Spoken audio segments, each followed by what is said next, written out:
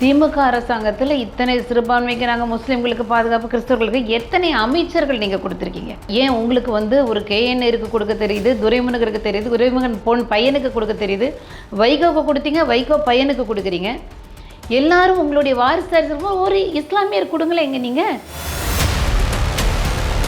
சிறுபான்மை மக்களுக்கு வந்து குழந்தைகளுக்கு கல்வி, கடன் உதவி இந்த மாதிரி கொடுக்கல. அதுக்கு வந்து டேம்கோன்னு ஒரு ஸ்கீம் வந்து அவங்க பண்ணியிருந்தாங்க. இது வரைக்கும் டேம்கோ மூலமாக நீங்கள் மைனாரிட்டி ஒரு கிறிஸ்தவனுக்கு முஸ்லீம்களுக்கு கொடுத்த இது வெறும் 5.5 கோடி.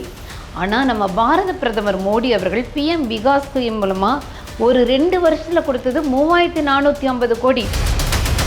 ஏற்கனவே என்ன தொழில் செஞ்சாங்களோ அந்த சமுதாயத்தை சேர்ந்தவங்க அதே தொழிலை செய்யணும்னு சொல்லி நீங்க வற்புறுத்துறீங்க மத்திய அரசுல. இல்லவே இல்லை அந்த மாதிரி. யாரு தலைமை? இவன் தலைவனா? அண்ணாவும் பெரியாரும் கருணாநிதி தலைவரா? ராஜராஜ சோழனும் ராஜேந்திர சோழனும் கரிகாலனும் தலைவனா? உங்களுடைய பாட புத்தகத்தில் நீங்கள் அண்ணா படிக்கிறீங்க, நேருவை படிக்கிறீங்க, பெரியாரை படிக்கிறீங்க. ஆனால் அண்ணா சொல்கிறேன், அண்ணா என்ன பண்ணார்? நம்ம திராவிடர்கள் கிடையாது.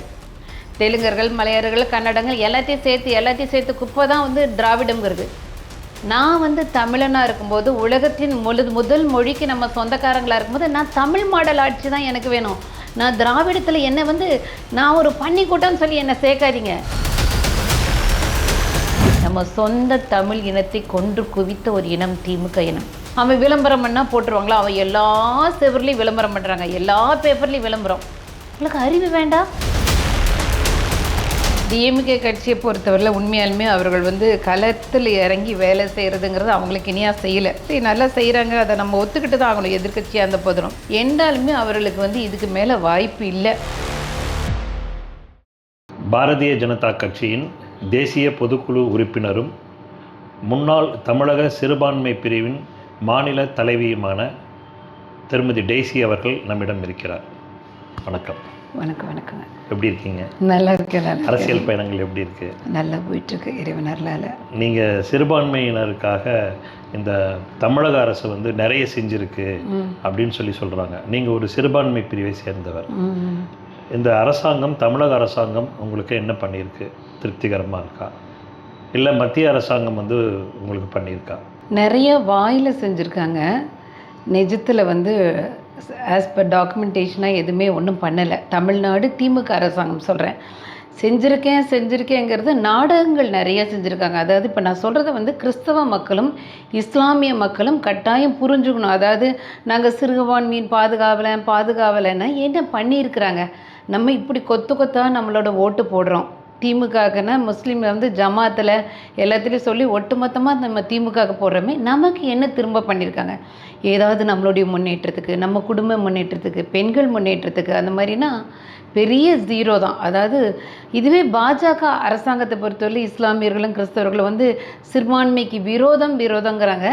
நீங்கள் என்னென்ன பண்ணியிருக்கிறாங்கன்னு ஜஸ்ட் தெரிஞ்சுக்கணும் அப்படிங்கிறக்காக தான் நான் உண்மையாலுமே இப்போ முக அவர்கள் சொன்னேன்னே எனக்கு பார்த்துட்டு வழக்கம் போல் அவர் ட்ராமா பண்ணுறாரு சிறுபான்மையினர் ஓட்டுக்கு. இதுக்கு ஒரு விளக்கம் கொடுக்கணுங்கிறது நிச்சயமான ஒரு உண்மை இல்லை. இப்போ சிறுபான்மை மக்களுக்கு வந்து கேட்காமையே வந்து நாங்கள் பண்ணியிருக்கோம்.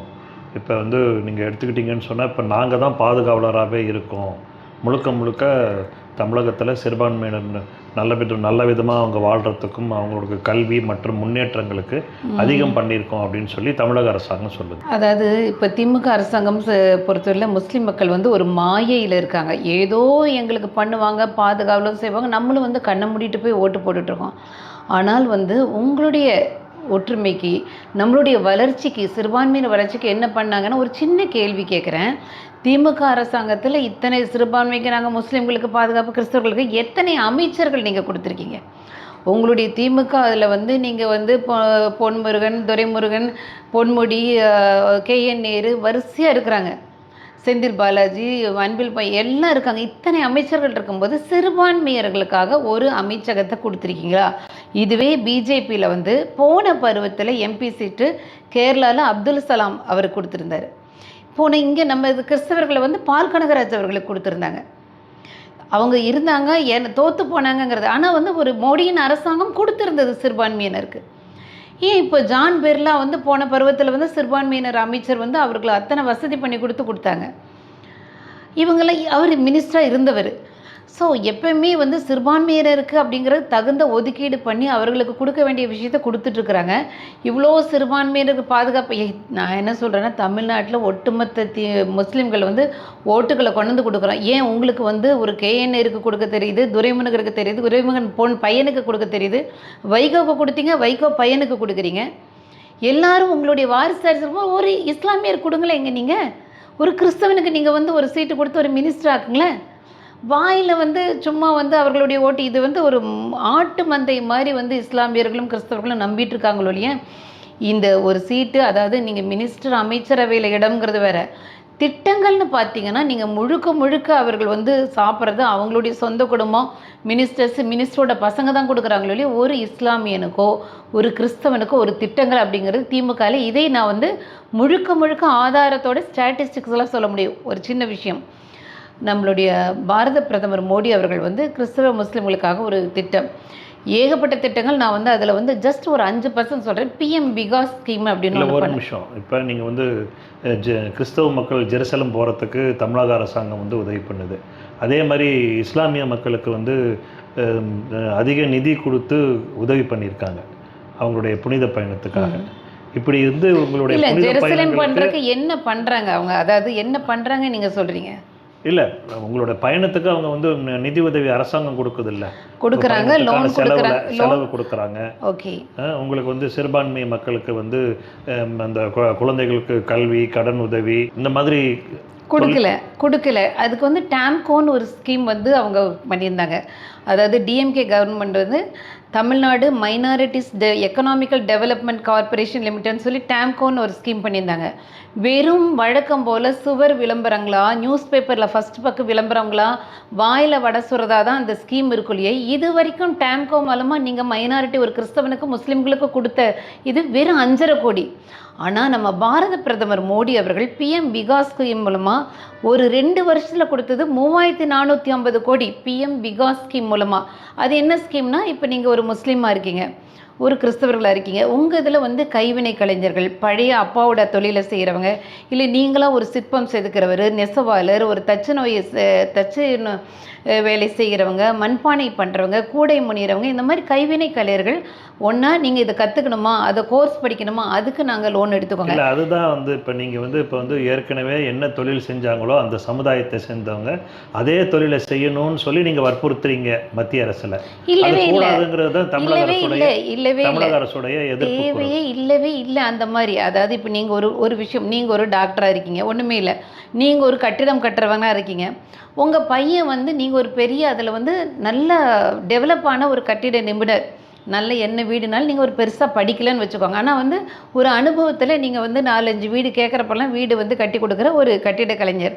அப்போது உங்கள் பையன் படித்து அவன் ஒவ்வொரு பக்கமாக ஒரு 20,000 சம்பளத்துக்கு 25,000 சம்பளத்துக்கு போகும்போது அப்போ வந்து லட்சக்கணக்கில் சம்பாதிக்கக்கூடியவர், நீங்கள் எந்த பிஸ்னஸ் பண்ணணும்னு நீங்கள் ஆசைப்படுவீங்க? இல்லை, இப்போ நீங்கள் வந்து இப்போ மரத்தச்சர் இருக்காருன்னா அவர் தச்சு தொழில் தான் செய்யணும், இல்லை வந்து ஒரு சிற்பம் செய்கிறவர்னா சிற்பம் தான் செய்யணும்னு சொல்லி நீங்கள் திரும்பவும் வந்து அதே குலத்தொழிலுக்கு நீங்கள் தள்ளுற மாதிரி தானே மத்திய அரசாங்கத்தோட. இப்போது நீங்கள் எல்லாமே நம்மளுடைய தமிழ்நாட்டில் வந்து ஜாதிகளே குலத்தொழில் தானே. இப்போ நீங்கள் கவுண்டர் இனம் அப்படிங்கிறீங்க, தோட்டம் பராமரித்தவங்க கவுண்டரு, செட்டியார் இனம்னு நீங்கள் ஏன் செட்டியாரை வகைப்படுத்துறீங்க?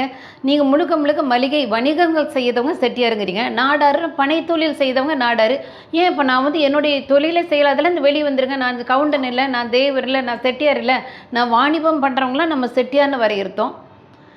எல்லாமே இப்போ நீங்கள் ஜாதிகள் தமிழ்நாட்டில் பிரிஞ்சவங்களே தமிழ்நாட்டில் இப்போ ஜாதி பெயர் வந்து இப்போ நம்ம வந்து சாலைகளுக்கு கூட வைக்கலையே, இப்போ நீங்கள் வந்து ஜாதியை பேசுறீங்க. சாலைகளுக்கு வைக்கிறது எல்லாமே பெயர்களை கூட நம்ம கட் பண்ணிட்டோம்ல. ஆமாம், சாலைகளுக்கு ஜாதிகள்லாம் வைக்கிறதெல்லாம். ஆனால் கருணாநிதி சாலை, அண்ணா சாலை, பெரியார் சாலைன்னு திரும்ப அவர்கள் சாலை தான் இருக்குது. ஜாதிகளுக்கு இப்போ சாலைகளுக்கு என்ன பேர் வைக்கிறோம்? அவங்க தலைவர்கள். அதான் சாலைகளுக்கு, பஸ் ஸ்டாண்டுக்கு, ரயில்வே நிலையங்களுக்கு. ஏன் இப்போ வந்து மிகப்பெரிய நம்ம சென்னையில் வந்து ஒரு பிரம்மாண்டமான ஒரு ஏர்போர்ட்டு, அண்ணா ஏர்போர்ட்டு, கருணாநிதி வந்து உங்களுக்கு அவரோட பேரில் வந்து கேளம்பாக்கத்தில் வந்து உங்களுக்கு பஸ் ஸ்டாண்டு.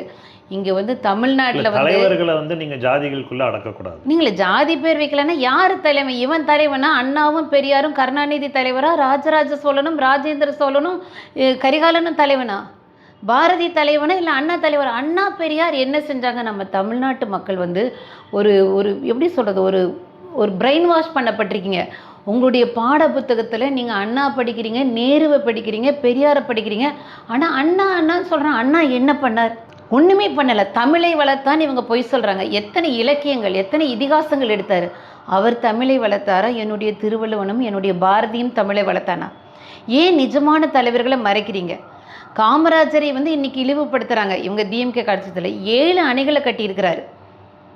தலைவனை யார் தலைவன்? காமராஜர் தலைவர். இருந்த அணைகளையும் குளங்களையும் நீங்கள் வந்து ஆக்குப்பை பண்ணுறீங்க, ஆக்கிரமிப்பீங்க, அதில் பிஸ்னஸ் பண்ணுறீங்க.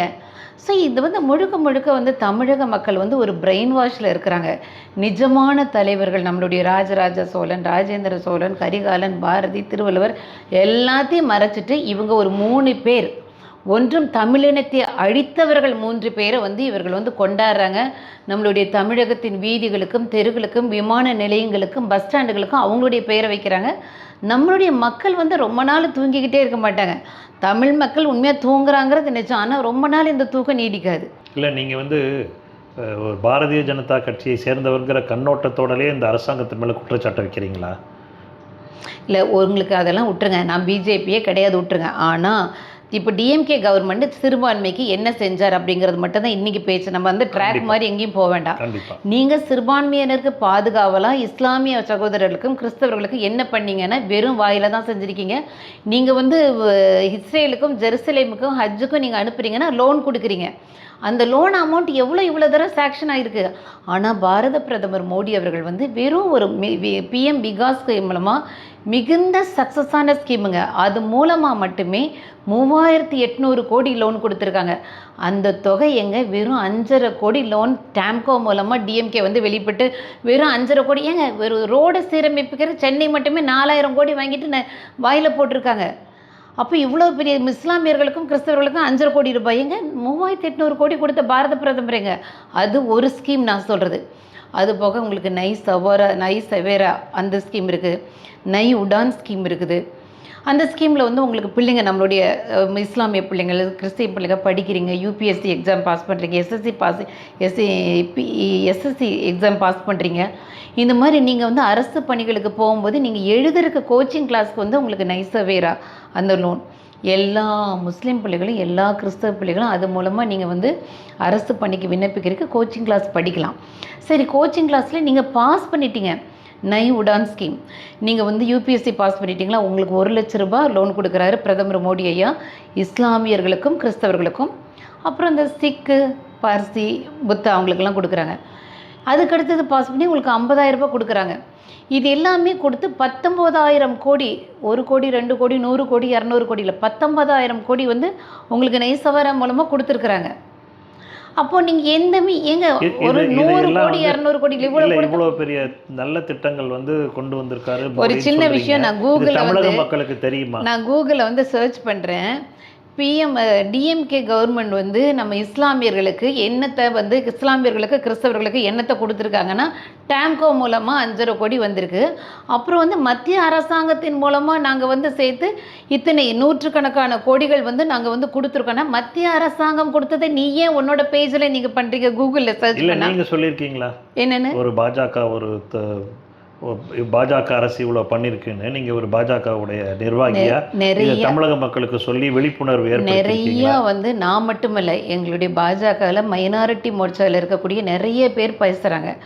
நிறைய பேர் ரெகுலராக ஸ்கீம்ஸ் மட்டுமே சொல்கிறது வந்து நிறைய பேர் சேனல் நடத்துகிறாங்க. பிரதீப்னு ஒருத்தர் டெய்லி என்ன ஸ்கீம் இருக்குது அப்படிங்கிறதெல்லாம் சொல்கிறாங்க. நான் இப்போ பேசுகிறது கிறிஸ்தவர்கள் முஸ்லீம்களுக்கு மட்டும். நான் என்ன சொல்கிறேன், கிறிஸ்தவ முஸ்லீம் மக்கள் எல்லாருக்குமே வந்து போதுமான ஒரு கல்வி அறிவு இருக்கா, மத்திய அரசாங்கத்தில் ஒரு சின்ன விஷயம் எடுத்துக்கோங்க அப்படின்னு சொல்லி நீங்கள் வந்து விழிப்புணர்வு ஏற்படுத்தி. அதாவது இப்போ நீங்கள் எவ்வளோ பேருக்கு வந்து கடன் உதவியோ இல்லை வந்து அவங்களுடைய ஜெருசலம் பயணத்துக்கோ இல்லை வந்து இந்த பயணத்துக்கோ வந்து நீங்கள் உதவி பண்ணியிருக்கீங்களா? டிஎம்கே கவர்மெண்ட் கொடுத்ததை விட 10 மடங்குக்கு மேலே வந்து ஹஜ் பயணத்துக்காகவும் ஜெருசலேம் பயணத்துக்காகவும் மத்திய அரசாங்கம் வந்து கொடுத்துருக்குறாங்க. இதில் என்னன்னா, இப்போ ஹஜ் பயணம் வந்து இப்போ நீங்கள் ஒரு இஸ்லாமிய பெண் நம்ம ஹஜ் போகணுன்னா உடனே வந்து அவங்க சொல்கிறாங்க ஆணோடைய துணையோடு தான் போகணுன்னா அந்த இதெல்லாம் ரீஃபார்ம் பண்ணியிருக்காங்க. ஒரு ஆண் துணை, ஒரு வயசான அம்மா சாகருக்குள்ளே நான் ஹஜ்ஜில் போய் என்னுடைய கடமைகளை நான் நிறைவேற்றணும் போது நீங்கள் தனியாக போகலாம், அவங்களுக்கான லோன் கொடுத்து அவங்களுக்கான சகல வசதிகள், தங்கும் இடங்கள், அன்னச்சத்திரங்கள் எல்லாம் கொடுத்து ஹஜ் பயணத்தை வந்து மோடியா பண்ணியிருக்காரு. இன்றைக்கி வந்து 1000க்கு மேற்பட்டவர்கள் வந்து போயிருக்காங்க, பெண்கள் மட்டுமே. எபோ 40 ஆமாம், ஹஜ் பயணத்துக்கு போகிறவங்களே ஒரு வயசானவங்க தான் ஆசைப்படுறாங்க. அது வந்து ஆண் துணையோட போகணுன்னு அவசியம் இல்ல. அவர்களுக்கு தகுந்த பாதுகாப்பு எல்லா வசதியும் கொடுத்து 1000க்கு மேற்பட்டவர்கள் ஸ்டாட்டிஸ்டிக்கலா போயிருக்கிறாங்க. அதே மாரி இந்த முத்தலாக் தடை சட்டம் வந்திருக்குல்ல, ஆமா. அது வந்து உங்களுக்கு வந்து பாஜகவுக்கு ஒரு எதிர்ப்பா தான ஆண்கள் மத்தியில ஏற்பட்டிருக்கு. ஆண்கள் வந்து இப்போ ஒரு திருடனை வந்து ஒரு போலீஸ் வச்சு திருடுறேன்னா, திருடன் வந்து எதுக்குறான் அப்படின்னு வந்து சொன்னா, அது எவ்வளோ பெரிய அபத்தமான ஒரு வார்த்தை. திருடர்கள்லாம் சேர்ந்து வந்து எங்களுக்கு வந்து நீங்க இப்படி இல்ல முத்தலாக் முத்தலாக் தடை ஆண்கள் சட்டத்தினால உங்களுக்கு பெண்கள் ஓட்டு கிடைக்குமா? முதல்ல அந்த பாயிண்ட்டுக்கு வருவோம். ஓட்டு கிடைக்கும், கிடைக்காது வாக்கு அப்படி வாக்கு அடிப்படையில தானே அத நம்ம கணக்கிடணும். ஓட்டு கிடைக்கும், கிடைக்காதுங்கிறதுக்காக பிரதமர் மோடி ஐயா இந்த ஸ்கீமை பண்ணலைங்க. ஒரு தகப்பன் உள்ளத்தோட, ஒரு தாயுள்ளத்தோட பண்ணது என்னன்னா, இப்போ உங்க வீட்ல ஒரு பொண்ணு இருக்கிறா, பார்த்து பார்த்து வளர்க்குறோம் பெண் குழந்தைகள, கட்டி குடிக்கிறோம். அவன் பாட்டுக்கு கல்யாணம் பண்ணுறான், கல்யாணம் பண்ணிட்டு அதை விட இன்னொரு பெட்டர் பொண்ணு பார்க்குறான். பொண்ணு பார்த்தா இன்னும் தலாக் தலாக் தொலாக்னு சொல்லிட்டு அவன் பின்னால் போயிடறான்னா, பெண்ணை பெற்ற ஒரு ஒரு தகப்பனுக்கோ தாய்க்கோ எவ்வளோ வலிக்கும். அந்த பெண்ணுடைய வாழ்க்கையை வந்து நினச்சி பாருங்க. அப்போ வந்து இதுக்கெல்லாம் வந்து ஒரு மிகுந்த தாயுள்ளத்தோடு செய்யப்பட்டதெல்லாம் இப்படி 3 தலாக்லாம் சொல்லி கொடுக்க விட முடியாது. இதுவே நம்ம இந்து திருமண சட்டத்தில் ஒரு பெண் வந்து தலாக் தலாக்னு சொல்லிட்டு போக முடியாது. ஒரு பெண்ணை விடணும்னா அவளுக்கு ஜீவனாம்சம் கொடுக்கணும், வருஷம் முழுக்க நமக்கு வந்து பராமரிப்பு தொகை, அந்த 2 குழந்தைகளுடைய கல்வித் தொகை எடுக்கணும், நிறைய விஷயங்கள் வந்து ஒரு ஆண் பண்ணணும். நினச்ச மாதிரி கை கழுவிட்டு போக முடியாது. இன்னைக்கு மோடி ஐயா செய்த இந்த முத்தலாக் திட்டத்தின் மூலமாக பெண்கள் எல்லாம் பெண்களுடைய வாழ்க்கையை வந்து நல்லா வந்து பாதுகாக்கப்பட்டிருக்கு. ஆண்களுக்கு கோவம் வந்திருக்குன்னா நினச்ச மாதிரி பொண்டாட்டி கை கழுவிட்டு போக முடியாது, கோவம் வரும். அதை பற்றி கவலையில் நிஜமான நல்ல ஆண்கள் பாதிப்பா இருக்காதா? நல்ல ஆண்கள் வந்து ஓட்டு வந்து கட்டாயம் போடுவாங்க. ஒரு முஸ்லீம் வீட்டில் வந்து தன்னுடைய ஒரு பெண் குழந்தைய வந்து தன்னுடைய குழந்தையா தன்னுடைய சகோதரியா பெண்களை வச்சிருக்கோம், நிச்சயமா ஓட்டு போடுவாங்க. இன்னைக்கு நம்ம அப்படிலாம் யோசிக்க அதே வேண்டாம். மாதிரி சிஏஏ கொண்டு வந்தது வந்து முஸ்லீம்கள் வந்து இடம்பெறல, அதனால அவங்களோட வாக்கு வங்கியும் வந்து பாஜகவுக்கு கிடைக்காது. சிஏஏ வந்து இங்கே இருக்கிற முஸ்லீம்களுக்கு, இந்த பாரத நாட்டில் இருக்கக்கூடிய சிட்டிசன்ஷிப்பாக இருக்கிற இஸ்லாமியர்களுக்கு எந்த பிரச்சனையும் இல்லை. இப்போது நம்ம இங்கே இருக்கிற நம்ம இந்தியாவில் இருக்கக்கூடிய முஸ்லீம்கள் வந்து சிஏஏ அது பொய்யான பிரச்சாரம் வழக்கம் போல் திமுக வந்து பண்ணுறாங்க. திரும்ப சொல்கிறேன், ஆனானப்பட்ட காமராஜரை வந்து பெரிய ஊழல் பண்ணவர் இன்றைக்கி முக்தார் பேசுகிறான். சாகும்போது ஒரு டிவிஎஸ் 50 கூட இல்லாமல் செத்து போன அப்பேற்பட்ட ஒரு மகானை ஊழல் பண்ணவர் வந்து காமராஜருங்கிறான். அவர்களுடைய பேச்சு அப்படி தான் இருக்கும். நிஜமாக அல்லாவை தொடக்கூடிய ஒரு முஸ்லீம் வந்து சிஏஏ சட்டத்தை பற்றி நீங்கள் எல்லாம் புரிஞ்சுக்கோங்க. அதாவது உங்களுக்கு தெரியலையும் அட்லீஸ்ட் ஆஸ் அ மைனாரிட்டியோட எக்ஸ்பிரசிடண்ட்டாக சொல்ல வேண்டியது என் கடமை. இங்கே இருக்கக்கூடிய இந்திய குடிமக்களாக இருக்கக்கூடிய இஸ்லாமிய சகோதர சகோதரிகளுக்கு எந்த பாதிப்பும் இல்லை. வெளிநாட்டிலேருந்து ஒருத்தங்க வரணும்னு நினச்சா அதுக்கு தான் உனக்கு ஒரு பங்களாதேஷ் இருக்குது, உனக்கு ஒரு பாகிஸ்தான் இருக்குது. நீ இருக்கிற இந்தியாவை பிரித்து வாங்கிட்டு போயிட்டு அங்கே இரு. நீ வாங்கிட்டு போய் ஒரு நாடு வச்சுப்போ, அப்புறம் இங்கேயும் வரணுன்னா உனக்கு வாங்கிட்டு போயிட்டே பிரிச்சுட்டு உங்கள் வீட்டில் இருக்கிற பெண்கள் உங்கள் வீட்டை 12 பேரை வச்சு ஒரு குடும்பம் நடத்துகிறீங்க, குடும்ப தகப்பனா நீங்கள் நடத்துகிறீங்க. அப்போ 2 பேரும் வந்து பிரிஞ்சு இல்லை இந்த வீட்டில் இருக்க மாட்டேன், எனக்கு இந்த வீட்டில் கொடுக்க ஒரு ரூமை பிரித்து வாங்கிட்டானுங்க.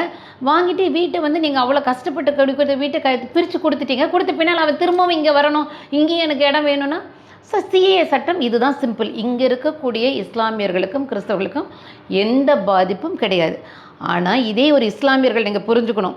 நீங்கள் ஒரு குவைத் போகிறீங்க, ஒரு துபாய் போகிறீங்க, நீங்களும் முஸ்லீம், அங்கே இருக்கவங்களும் முஸ்லீம். உடனே நானும் முஸ்லீமு அவனும் முஸ்லீம், துபாயில் போனோன்னா உங்களுக்கு சிட்டிசன்ஷிப் கொடுத்துருவாங்களா? இப்போ தமிழகத்தில் வந்து பெண்கள் பாதுகாப்பு எப்படி இருக்குது? தமிழகத்தில் பெண்கள் பாதுகாப்பு ஊருக்கே தெரியும். இப்போ நம்ம வீட்டு பிள்ளைங்க வந்து ஒரு இடத்துல வந்து ஒதுக்குப்புறமாக நின்னான்னா 4 பேர் வரானுங்க, கற்பழிக்கிறாங்க. கற்பழித்த பின்னால் கற்பழித்தவனை பாதுகாக்கிறாங்க. கற்பழிக்கப்பட்ட பெண்ணை வந்து பேர் டேமேஜ் பண்ணுறாங்க. அவன் ஏன் அங்கே போனான், அவன் ஏன் அவன் கூட இருந்தான், அவன் ஏன் வந்து சுடிதாருக்கு ஷால் போடலை, அந்த பொண்ணு ஏன் வந்து இப்படி பண்ணான்னு சொல்லி ஒரு பெண்ணை வந்து பாதிக்கப்பட்டவர்களை வந்து அசிங்கப்படுத்துகிறாங்க. இப்போ பெண்களுக்குன்னு இல்லை, யாருக்குமே பாதுகாப்பு இல்லை. டாக்டருக்கு பாதுகாப்பு இல்லை, வக்கீலுக்கு பாதுகாப்பு இல்லை. வக்கீலை கோர்ட் வளாகத்தில் போட்டு வெட்டுறாங்க. இப்போ வந்து கோர்ட்டில் வந்து வக்கீலை போட்டு வெட்டிட்டு வெட்டினவங்களை வந்து பாதுகாக்கிறாங்க. வெட்டப்பட்ட வக்கீல் வந்து இன்னொருத்தியை வச்சுருந்தா இப்படி வச்சான்னு யாரை வந்து இங்கே வந்து பாதிக்கப்படுறாங்களோ. இப்போ நான் வந்து ஒரு அநியாயமாக ரோட்டில் போகும்போது 4 பேர் வெட்டி சாய்க்கத்தான் அந்த யார் வெட்டி சாய்க்கப்பட்டார்களோ, கொலை செய்யப்பட்டார்களோ அவங்க பேரை டேமேஜ் பண்ணுறாங்க. வக்கீல் வந்து இன்னொருத்தியை வச்சுருந்தாரு. அப்போ தமிழக மக்களுக்கெல்லாம் ஓகே பொண்டாட்டி விட்டு இன்னொருத்தி வச்சுருந்தாலும் அவரை வெட்டுறது தப்பு இல்லைன்னு. ஒரு டாக்டர் வந்து வளாகத்தில் போய் ஹாஸ்பிட்டலுக்குள்ளே வெட்டுறான், ஒரு சாதாரண பொறுக்கி பயலாட்டு போய் வெட்டுறான். வெட்டவனுக்கு சொல்கிறாங்க, டாக்டர் வந்து அந்த ரவுடியை வந்து 10 ஊடகங்கள் பேட்டி எடுக்குது. டாக்டரை 12 இடத்துல வெட்டியிருக்கிறான், 10 ஊடகங்கள் ரவுடியை பேட்டி எடுக்குது. இது எந்த ஊரில் நடக்கும்?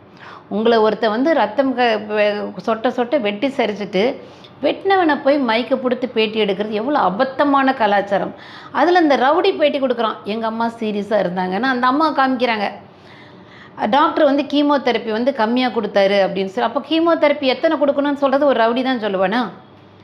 தமிழகத்தில் பாதுகாப்பு அப்படிங்கிறது வந்து சுத்தமாக யாருக்குமே பாதுகாப்பு இல்லைங்கிறத விட, நீங்கள் அவர்களை தட்டி கேட்டால் உங்களோட பெயர் டேமேஜ் பண்ணுவாங்க, உங்களுடைய கேரக்டர் அசாசினேட் பண்ணுவாங்க. நீங்கள் அவனை இப்போ யாராவது பிடிச்சி உங்களை வெட்டிட்டாங்கன்னா, நீங்கள் அவனை வச்சுருந்தீங்க, இவனை வச்சுருந்தீங்க, அவனோட வச்சுருந்தீங்க, அப்போ யார் யார் யார் யார் கூட பேசுகிறாங்க அவங்களெல்லாம் போய் வெட்டுவீங்களா நீங்கள்?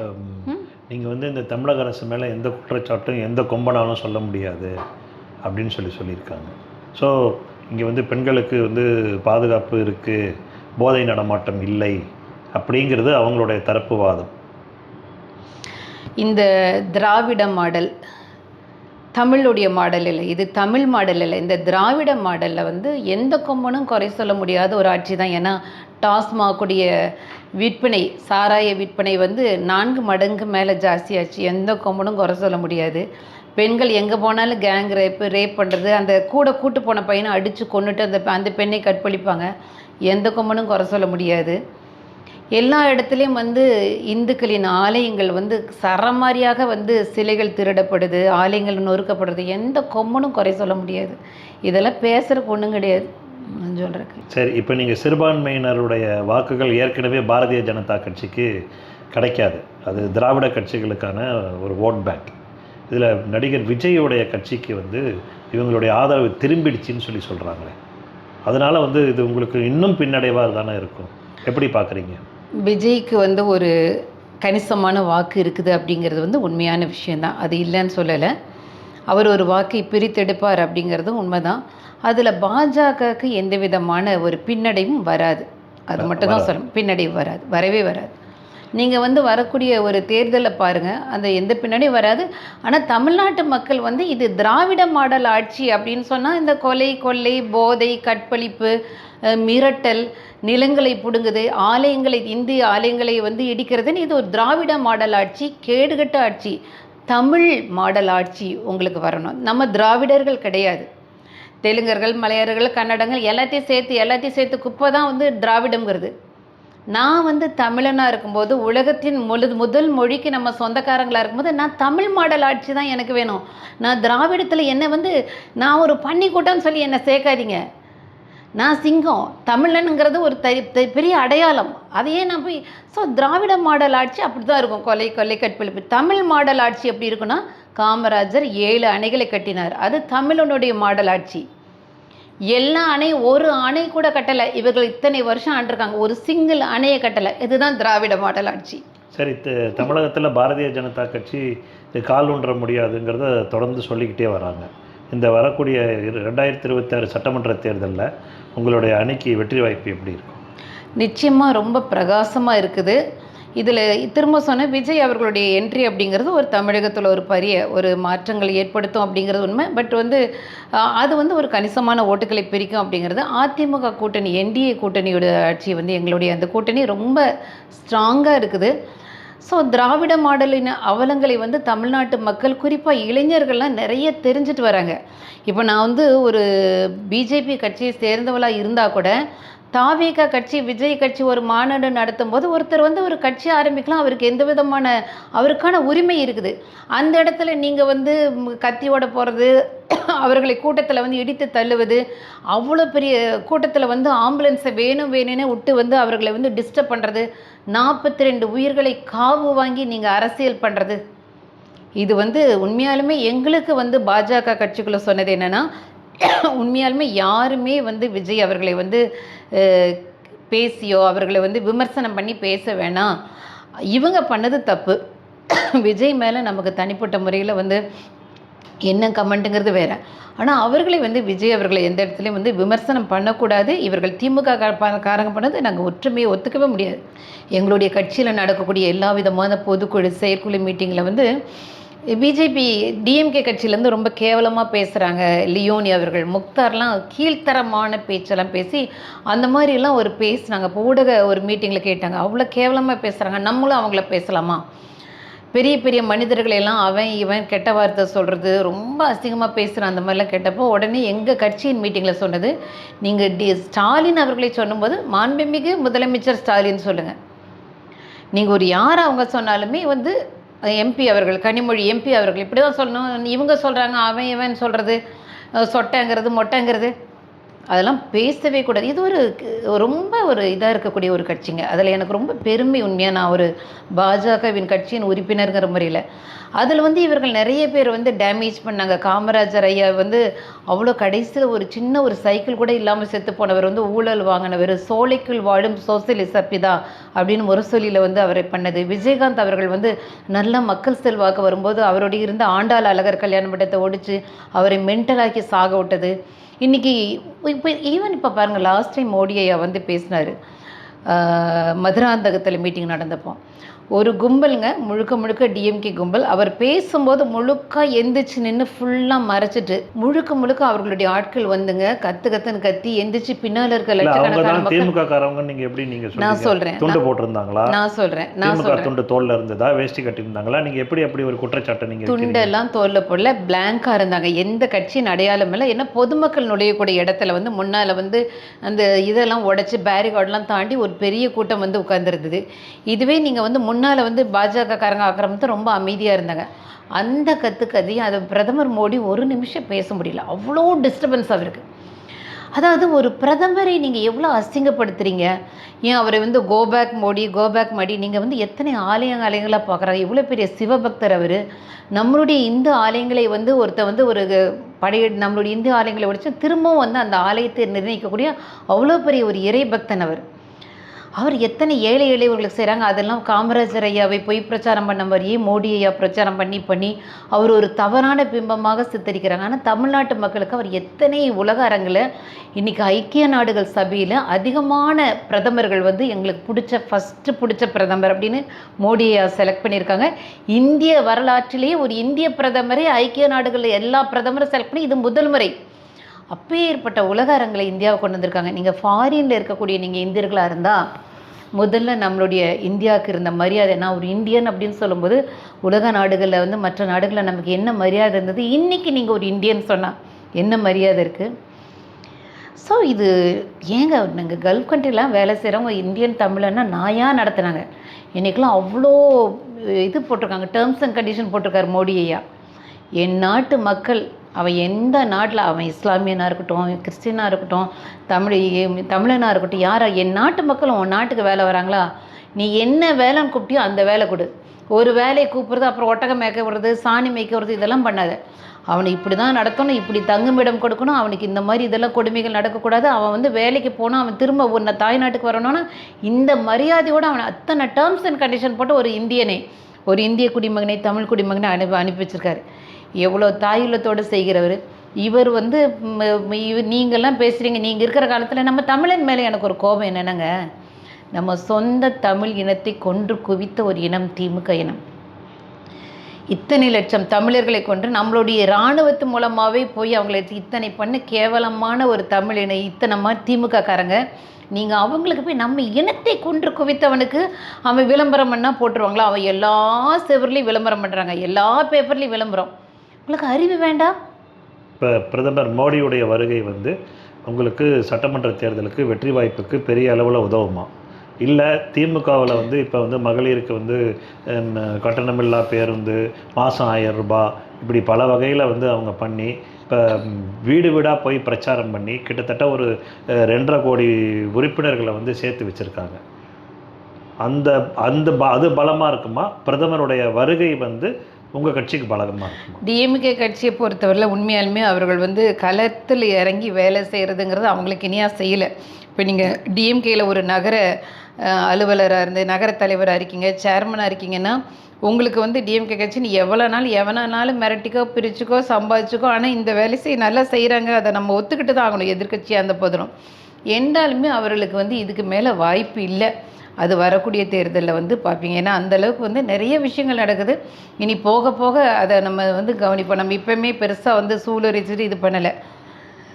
ஏன்னா இது மாதிரி நிறைய கேள்விகள் வந்து மகாராஷ்டிராவில் கேட்கப்பட்டது, டெல்லி தேர்தலில் கேட்கப்பட்டது வாய்ப்பே கிடையாது அப்படின்னு சொல்லிட்டு இது எல்லாமே அடித்து தூக்கிட்டு இன்றைக்கி வந்து பிஜேபி கவர்மெண்ட் தான் அங்கே இருக்குது. ஸோ நீங்கள் ஒரு மாநிலத்தில் ஆளக்கூடியவர்கள் இத்தனை அழிச்சாட்டியம் பண்ணுறாங்க. தேசிய லெவலில் வந்து இன்றைக்கி உலக அரங்கில் இவ்வளோ தூரம் போயிட்டுருக்காங்க, செஞ்சுட்ருக்காங்க. தமிழ்நாடு அப்படிங்கிறது வந்து ஏன் வந்து ஒரு மகாராஷ்டிரா மாதிரி ஒரு டெல்லி மாதிரி தமிழ்நாட்டில் வந்து பிஜேபி வர முடியலன்னா, தமிழகத்தில் திமுக ஆட்சி கையில் அத்தனை சேனல் இருக்குது. அதுதான் உண்மை. அவ்வளோ சேனல் உங்களுக்கு Sun TV, Gemini TV, Udaya TV, Surya TV, Aditya, கேடிவின்னு அவ்வளோ சேனல் அவங்க கையில். அதில் விளம்பரங்கள் வச்சு தாக்குறாங்க.